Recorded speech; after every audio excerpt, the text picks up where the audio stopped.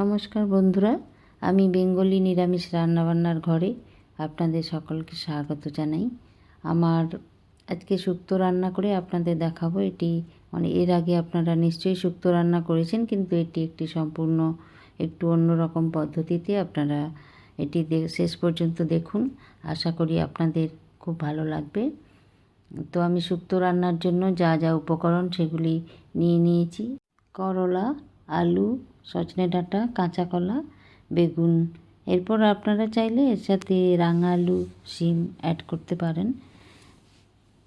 আমি এরপর শুক্তোর জন্য যা যা মশলা লাগবে আমি সেই মশলাগুলি আমি শুকনো খোলাতে ভেজে তারপরে গুঁড়ো করে এগুলি ব্যবহার করব। তো সেই মশলাগুলি আমি আপনাদের একে একে দেখাচ্ছি। মশলাগুলি: দারচিনি, সাদা সর্ষে, তেজপাতা, শুকনো লঙ্কা, গোটা জিরে, মেথি।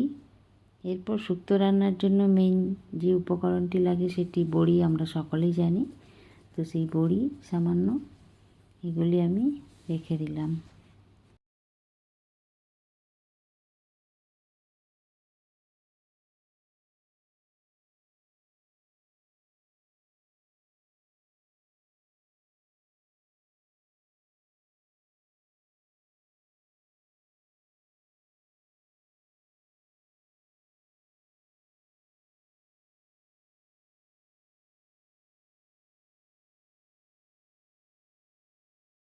এই সমস্ত উপকরণগুলি আমি শুকনো কড়াইতে একটু অল্প ভেজে এরপর মিক্সি জারে এগুলো গুঁড়ো করে আমি রেখে দেব।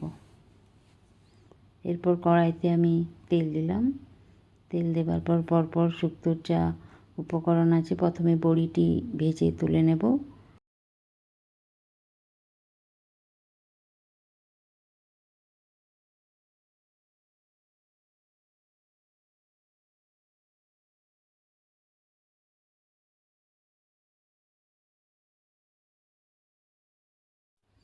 বড়িটি আমি ভেজে নেওয়ার পর এরপর আমি করলাগুলি তেলের মধ্যে দিয়ে ভেজে নেব।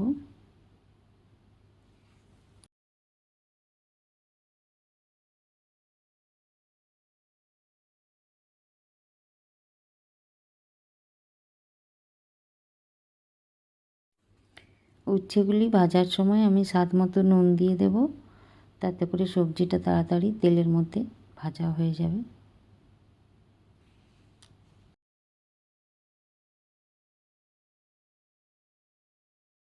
করলাগুলি সম্পূর্ণ ভাজা হয়ে গেছে। ভাজা হয়ে যাবার পরে আমি আলাদা ডিশে এগুলি তুলে নিলাম। এরপর আলুগুলি সুন্দর করে ভেজে নেব। আমি একটু কম তেলে করার চেষ্টা করছি, যার জন্য কড়াইতে আমি যতটুকু তেল প্রয়োজন, কারণ তেল তো আমাদের সবারই স্বাস্থ্যের কথা ভেবে একটু রান্নাবান্না করতে হয়, তাই আমি অল্প তেলেই করার চেষ্টা করছি। সেই তেলের মধ্যে আমি সবজিগুলি দিয়ে দিয়েছি, কাঁচা কলা আর আলু। যেহেতু দুটি সেদ্ধ হতে প্রায় একই সময় লাগে, তাই ওই দুটি আমি একসাথেই দিয়ে দিলাম সময় বাঁচানোর জন্য। এর মধ্যে আমি নুন দিয়ে দিয়েছি এবং ঢাকনাটি দিয়ে একটু ঢেকে দিলাম, যাতে তাড়াতাড়ি সবজিগুলি সেদ্ধ হয়ে যায় অল্প তেলের মধ্যে। ঢাকনাটি আমি সরিয়ে নিলাম এবং সবজিগুলি আমার সুন্দরভাবে ভাজা হয়ে গেছে। সবজিগুলি তুলে নিচ্ছি।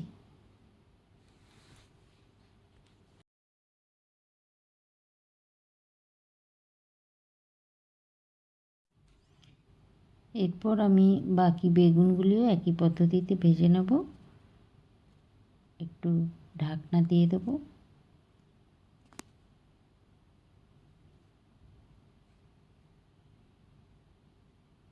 নুন দিলাম অল্প, যাতে তাড়াতাড়ি নরম হয়ে যায় বেগুনগুলি।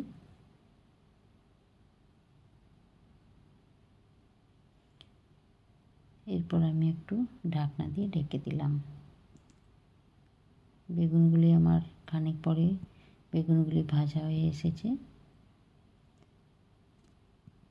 এরপর বেগুনটি আমি ভালো করে নেড়ে চেড়ে আর একটু ভালো করে ভেজে দেখে নিলাম সম্পূর্ণ ভাজা হয়েছে কিনা। বেগুনগুলি আমার ভাজা হয়ে গেছে। আমি এরপর কড়াইতে তুলে নিলাম।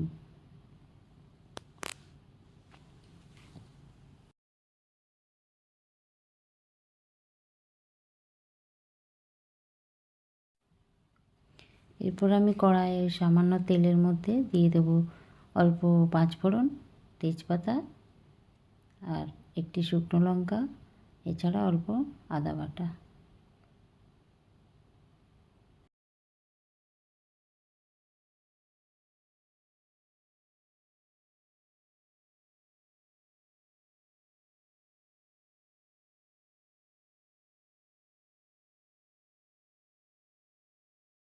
আদাটা আমি ভেজে নেওয়ার পরে সামান্য জল দিয়ে দিলাম।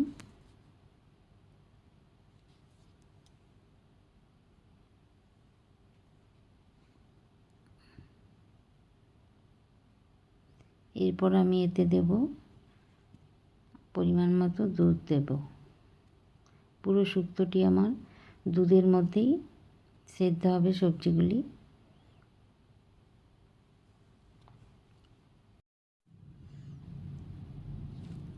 এবারে আমি কড়াইতে আর একটু সামান্য জল দিলাম।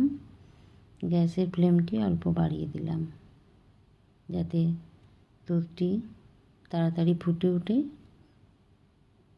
এরপর দুধের মধ্যে আমি সবজিগুলি, সজনে ডাঁটা আগে দিলাম, যেহেতু ডাঁটাটা সেদ্ধ হতে সময় লাগবে তাই আগে আমি সজনে ডাঁটা দিয়ে দিলাম। এরপর সামান্য সবজিগুলি পরপর দেব।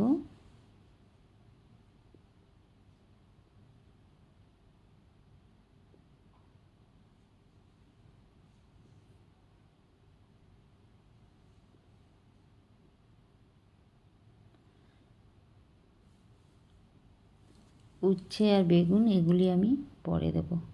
এই সবজিগুলি দিয়ে আমি এরপর ঢাকনা দিয়ে ঢেকে দিলাম। গ্যাসের ফ্লেম মিডিয়াম করে দিলাম। সবজিগুলি ধীরে ধীরে দুধের মধ্যে সেদ্ধ হবে।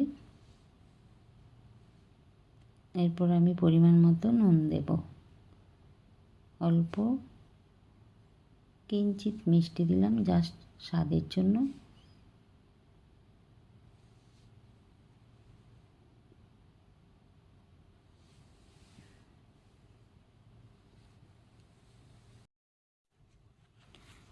এরপর আমার সমস্ত সবজিগুলি ঢাকনা দিয়ে ঢেকে রাখার পর 10 মিনিট মতো আমি ঢাকনা দিয়ে ঢেকে রেখেছিলাম।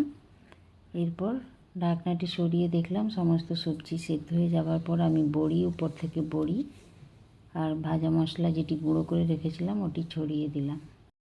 সবশেষে আমি নামানোর আগে 1 চামচ আন্দাজ ঘি উপর থেকে ছড়িয়ে দিলাম।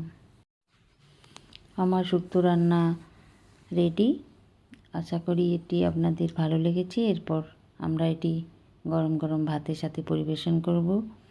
যদি আপনাদের ভালো লেগে থাকে তাহলে আমার চ্যানেলটিকে আপনারা সাবস্ক্রাইব করবেন এবং লাইক কমেন্ট করবেন। বিভিন্ন রকম কমেন্ট পেলে ভালো লাগবে। পরের রান্না নিয়ে আবার আপনাদের সামনে হাজির হব। ভালো থাকবেন, সুস্থ থাকবেন। ধন্যবাদ।